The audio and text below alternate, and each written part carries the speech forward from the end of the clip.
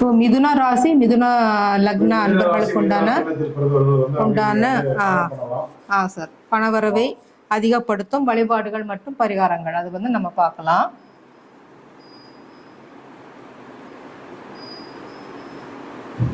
சரிங்களா?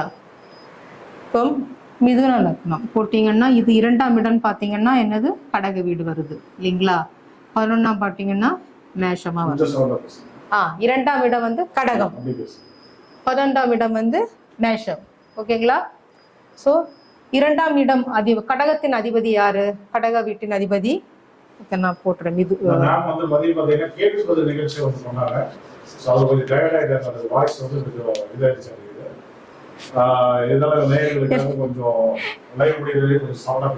சரி சரி ஓகேங்க சார்.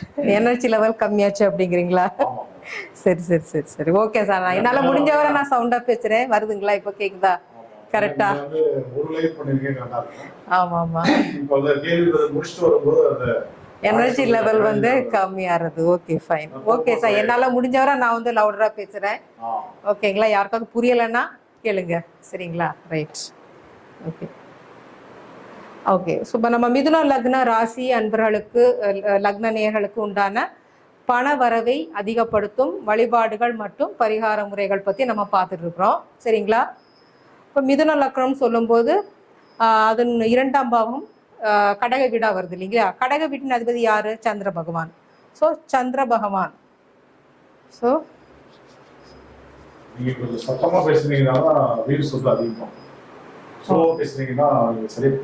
புரிய மாட்டேங்குதுங்களா? சரி சரி சரி ஓகே.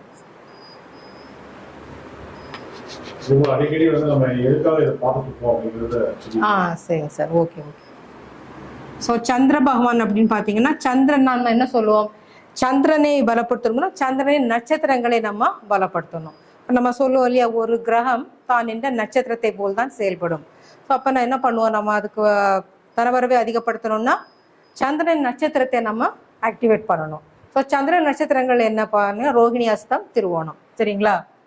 ஸோ ரோகிணி, அஸ்தம், திருவோணத்தை நம்ம பலப்படுத்தலாம்.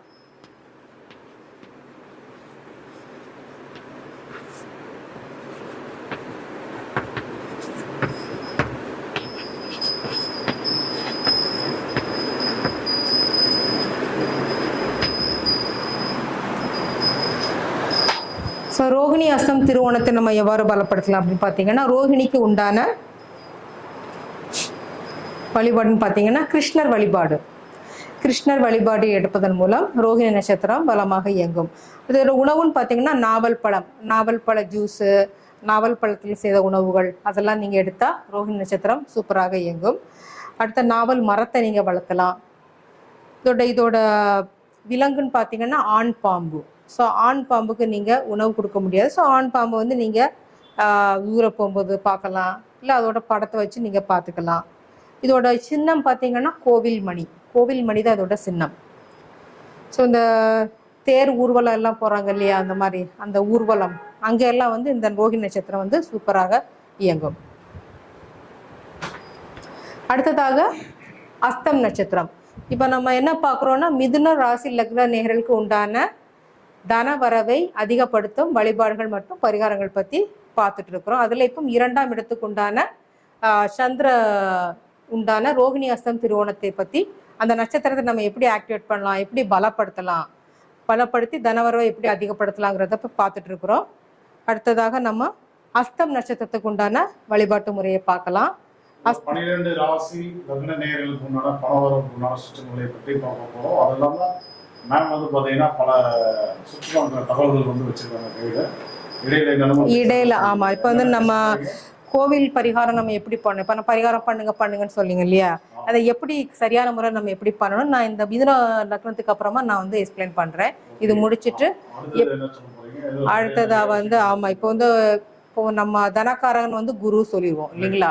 இப்போ வந்து குருக்கு உண்டான பரிகாரம், இப்போ கோச்சார குரு பகவான் நம்ம பார்க்கணும். இது வந்து நம்ம பாவங்கள் ராசி லக்னனை பற்றி அதை பார்த்தோம். அதுவும் இல்லாமல் கோச்சார குருவை நம்ம கவனிக்கணும். ஸோ அடுத்ததாக வந்து உங்கள் நிறைய பேர் கேட்குறாங்க, இந்த ஏவல் பில்லி சூனியம் வந்து எங்களுக்கு பாதிப்பை தருமா, சேவினை கண் திருஷ்டி அதெல்லாம். ஆமாம்மா, அது வந்து நீங்கள் எப்படி நம்ம அதை ஹேண்டில் பண்ணலாம், எப்படி அதுலேருந்து தப்பிக்கலாம், அதோட வழிபாட்டு முறைகள், யாருக்கெல்லாம் அந்த பாதிப்பு வரும், அதை பற்றி நான் டீட்டெயிலாக பார்க்கலாம். அப்புறமா நம்ம வந்து இப்போ வந்து இந்த மாதம் வரப்போகிற நவராத்திரி வழிபாடு அது பற்றி வந்து நம்ம டீட்டெயிலாக பார்க்கலாம். ஏன்னா இப்போ அது ரொம்ப ஃபேமஸான புரட்டாசி மாதம் வரக்கூடிய ஒவ்வொரு ராசி லக்னத்துக்குமே வந்து 6 கோவில் வந்துருக்காங்க. அது மட்டும் இல்லாமல் நவராத்திரி விழா பற்றி சில தகவல்கள், அப்புறம் வந்து பண வசியத்துக்கு, அதாவது குருபகனுடைய பரிகாரம் குருதான் வந்து தனக்காரங்க இல்லையா, அவருக்குள்ள பரிகாரத்தை பண்ணீங்கன்னாவே ஆட்டோமேட்டிக்காக அவங்களுடைய பிரச்சனைகள் பண பிரச்சனைகள்லாம் வந்து சரியாகும். அதை என்ன பண்ணணும்னு அவங்க டாபிக் வந்து வச்சிருக்காங்க. அதே போல இந்த செய்வினை ஏவல் புள்ளி சூனியம் மாந்திரிகம் அந்த வந்து நீங்க வந்து எப்படி சரி பண்ணிக்கலாம் அப்படின்னு சொல்ல போறாங்க. நிறைய விஷயங்கள் வந்து நீங்க லைவ்ல வந்து இருக்கு, தொடர்ந்து வந்து அப்படி வந்து ஃபாலோ பண்ணிட்டே இருங்க. ஆமா, கண்டிப்பா நீங்க பாருங்க, ரொம்ப யூஸ்ஃபுல்லான தகவல், கண்டிப்பாக பாருங்க. உங்களுக்கு தெரிஞ்சவங்களுக்கு வந்து நீங்க ஷேர் பண்ணுங்க. பார்க்குற நேயர்கள் வந்து ஒரு லைக் போட்டுட்டு பாருங்க. இதுல எதுக்காக பார்க்குறோம் அப்படின்னு சொல்லிட்டு மறுபடியும் சொல்லுங்க. Sir okay. ஸோ நம்ம சரி, நம்ம எதுக்காக பார்க்குறோம்னா, இப்போ 12 ராசி லக்ன நேர்களுக்கு தன வரவை, அவங்களோட தனத்தை லாபத்தை எப்படி அதிகப்படுத்தணும், ஸோ அதுக்கு உண்டான சூட்சுமங்கள், அதுக்கு உண்டான வழிபாடுகள் மற்றும் பரிகாரங்களை பற்றி இதுக்கும் வந்து பார்த்தாச்சு. உண்டான விஷயங்களை பார்த்துட்டு இருக்கிறோம். ஆமாங்க சார், ரைட். ஸோ வந்து 2ஆம் இடம் வந்து சொல்லிட்டோம் நம்ம ரோகிணி. அடுத்ததா அஸ்தம். அஸ்தத்துக்கு வந்து நீங்கள் என்ன, ரோகிணி பற்றி நான் சொல்லிட்டேன், ரோகிணி வந்து டீட்டெயில் சொல்லிட்டேன். அடுத்தது அஸ்த நட்சத்திரத்தை எப்படி நம்ம ஆக்டிவேட் பண்ணலாம் அப்படின்னா, அஷ்ட நட்சத்திரத்துக்கு உண்டான சூரிய வழிபாடு எடுப்பலாம். நீங்கள் சூரிய நமஸ்காரம் பண்ணலாம், சூரிய ஸ்லோகம் சொல்லலாம், ஆதித்ய ஹிருதயம் சொல்லலாம், அந்த மாதிரி பண்ணலாம் நீங்கள். அடுத்ததாக இதோட உணவுங்கிறது ஆரஞ்சு பழத்தை நீங்கள் உட்கொள்ளலாம். இதோட விருட்சம் வந்து புத்திரசீலி, அதோட வேற நீங்கள் வாங்கி வச்சுக்கலாம். மரம் உங்களுக்கு தெரிஞ்சால் நீங்கள் வளர்த்தலாம். இதோட விலங்கு வந்து பெண் எருமை நீங்கள் வளர்த்தலாம் அல்லது உணவு கொடுக்கலாம். இதோட சின்னம் வந்து உள்ளங்கை, நம்மளோட உள்ளங்கை தான் வந்து அஸ்தம் நட்சத்திரம், சரிங்களா? ஸோ நீங்கள் உள்ளங்கை வந்து கிளாப் பண்ணாலே அஷ்ட நட்சத்திரம் வந்து பலமாக இயங்கும். ஸோ இது வந்து இதோட இருப்பிடங்கள்னு பார்த்தீங்கன்னா தண்ணீர் தொட்டி, அப்புறமா இந்த பாம்பு புத்தெல்லாம் இருக்கும் இல்லையா, அந்த பாம்பு புத்து அந்த இடங்கள். ஸோ அந்த இடங்கள் எல்லாம் இந்த நட்சத்திரம் வந்து பலமாக இயங்கும், சரிங்களா? அடுத்ததாக திருவோணம் நட்சத்திரமா பார்க்கலாம். நம்ம திருவோணம் நட்சத்திரத்துக்கு உண்டான வழிபாடுனா விஷ்ணு வழிபாடு. ஸோ விஷ்ணுவுக்கு நம்ம வந்து கோவில், மிதுன ராசி